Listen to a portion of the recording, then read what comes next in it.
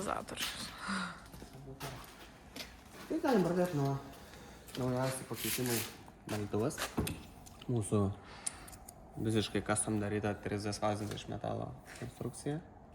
Karboniniai rodai.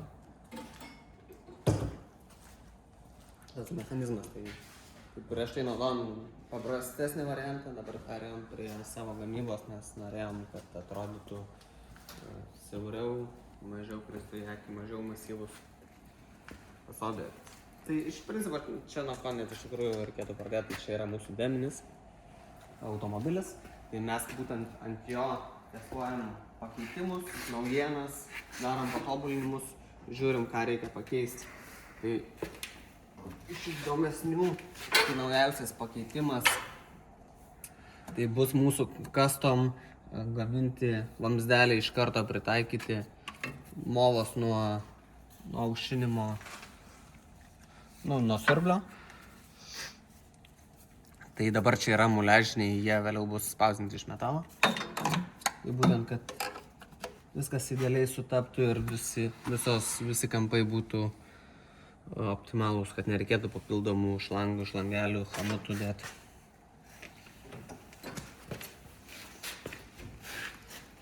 Vėliau galim pažiūrėti, čia yra standartinis Toyotas 4 kartos Fordo variklis su Ford Performance įsiurbimo kolektorium. Ir būtent pereina į mūsų taipogi custom gamintą visą šlangas, oro paėmimo, dėžė su filtrais, visa galinio kapoto pakelimo vyrių sistema.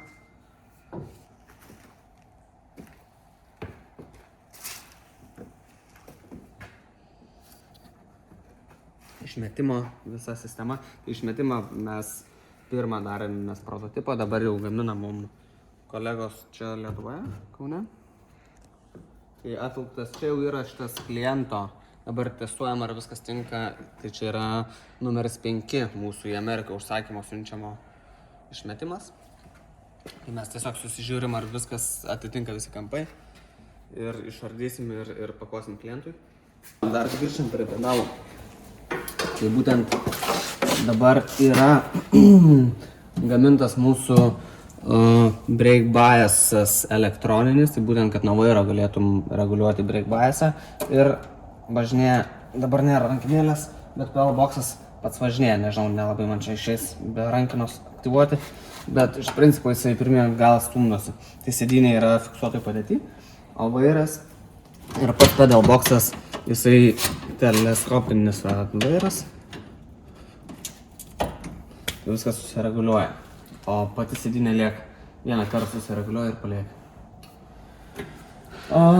Apipūtimo visą sistemą tai irgi testuojamės. Pradžiai buvo tiesiog išričiuoti vamzdžiai, bet dabar daug darom standartinių alkūnių, kad viskas paprastėtų būtent klientui surinkti. Tai yra, dabar čia tai taipogi mūsų atspausinti, bet vėliau keičiam į nailoninį, būtent iš miltelių spausintą, kad atlaikytų tiek temperatūrą, tiek apkrovas, vibracijas, kad neištraukinėtų patys braketai. Tai standartinis pečius, bet visos jau paskui angos ir alkūnės yra jau mūsų būtent pritaikytos ir pagamintos būtent šitam mūsų kiekui. Amortizatoriai dabar sudėti dar vis nuo pirmo prototipo Nitronai, bet šiaip tai jau pakeitėm gamintoją, tai perėjom prie Intraxo, Olandų būtent gamybos. Jisai surado bendrą kalbą dėl reguliavimo ir vėliau galbūt vasarą turėsim testus Olandijai. Amortizatoriai. Tai dabar pakeitėm gamintą, dar nesusijom, bet Intraxas. O, jas, padarau čia reikalų, bet kaip pasižiūrėti. Ir vienas iš pakeitimo priežasčių tai buvo unboxingas.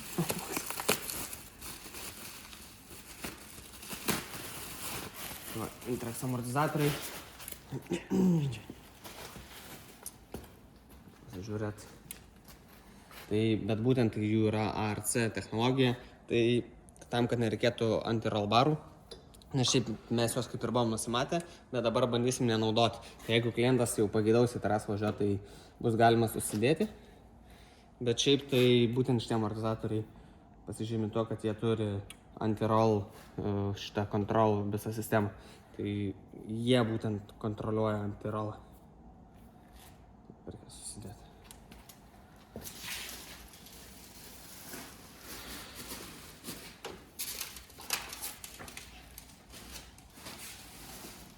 Tai čia yra mūsų časas numeris 6. Tai yra Australas, dešiniavairis. Tai mūsų pirmas dešiniavairis. Tai šiek tiek jo daugiau pakeitimų buvo negu pradžiai tikėjomės. Ten nuo pedalų padėčių iki vidinių formų ir pačių visų išdėstymų komponentų. Bet panašu jau, kad viskas čia turėtų gautis. Tai vat, mūsų yra suvirinamas rėmas, mes jį tada vežam dažyti. Vėliau viską susivežam pas save, susirenkam ir vežam tada kėbulo jau fitmentų. Tai taip pat Lietuvoje. Tai šitas kitas savaitė turėtų jau išvažiuoti kėbulų fitmentui, o mes turėtume parsivežti numeris 5 ir jau krauti į Ameriką išvažimus. Tai toliau tęsiant čia toks bardakėlis robotuką, daug dėžių apsistatė, bet visokių CNC detalių, lazerių, pjautų detalių. Nelabai gražu čia. Nerodysiu. Nu gerai, einam čia. Čia mūsų deminio interjeras išardytas. Sėdinių tiekėją keitėm, tiesą sakant, netgi jau antras tiekėjas po to, kai pakeitėm, bandėm su vienais, bet pamatėm, kokį produktą gavom, tai atsisakėm. Tai dabar atnaujos sėdinės, panašu, kad iš tom jau ir liksim. Tai čia senas produktas. Tai būtent čia yra aliuminio vamzdžių komplektas, bet nepilnas, šitos mažesnės visos alkūnės, bet yra dar daugiau visokių tiesių, tai yra kuro bakai, tarp kuro sujungimas. Šitos dvi detalės, jos susijungia čia keliais guminiais šlangų keliam. Aušinimo čia prie variklio komponentai. Dar čia turi užvalcuot galus, apšeisti ir galėsim krauti. O štai čia turime pakavimo mūsų dėžę, tas kreitas. Tai šito vietoj ant viršaus eina pats rėmas su kėbulu. Po apačia krausim visas detalės. Tai greičių dėžė, ratai, padangos ir visos kitos. Tai grubiai dėžės dydis yra 5 metrai ant 2. Tai telpa į standartinį pusinį konteinerį. O į viršų irgi ten lieka gal 20 cm iki limito.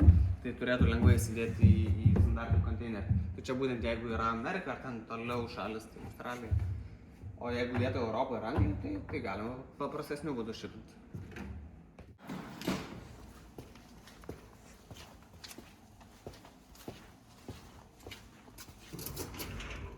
Čia atskira patalpa yra elektronikos labiau ir litavimo. Tai būtent čia yra daugiau elektros, tokia švaresnė visa aplinka. Brake biaso visas mechanizmas naujas. Čia apačia yra media boksų, mūsų custom irgi su karklėjimu ir anglies detalės komplektai. Virinimo visa statelė. Čia vėlgi kuro užpilimo prototipai, ten būna pakeičiami keli kampeliai, dar kažkas rabina, tai tiesiog standumas didinamas. Atidarimo. Pirmas variantas, antras variantas, paskui trečią berods jau naudojam, ar ketvirtą gal ne. Ar 2. Ką? Ar 2.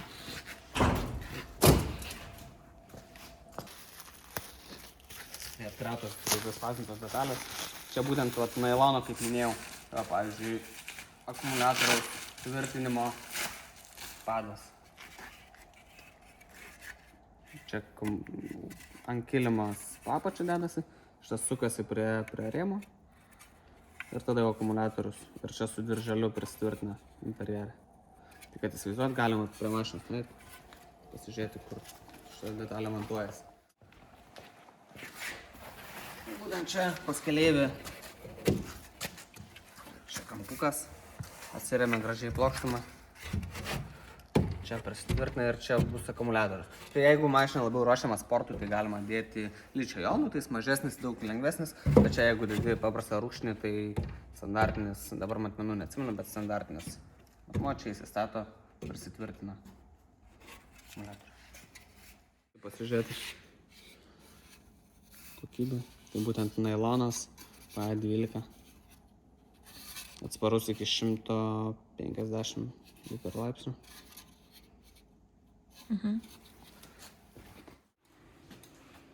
Tai surinkimo brėžnukas. Pačio automobilio. Čia daug užhadinta komponentų. Kad įsivaizduotų.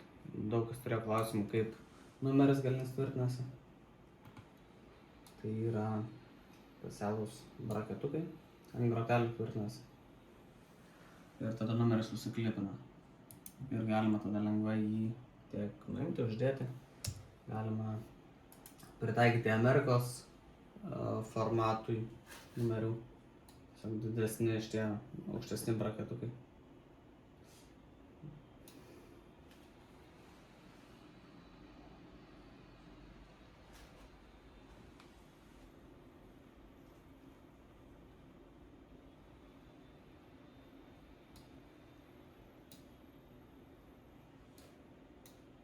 Dar galima pasižiūrėti būtent aušinimo sistemos visas sudėliojimas.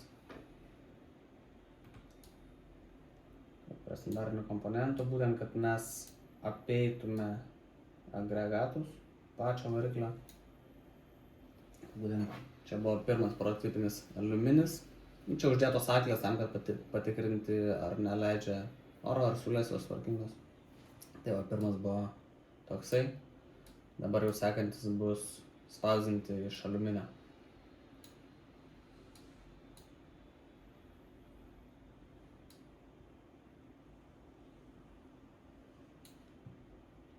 Skeną įsijungti. Ne detalus, bet variklio grubus mūsų skenas.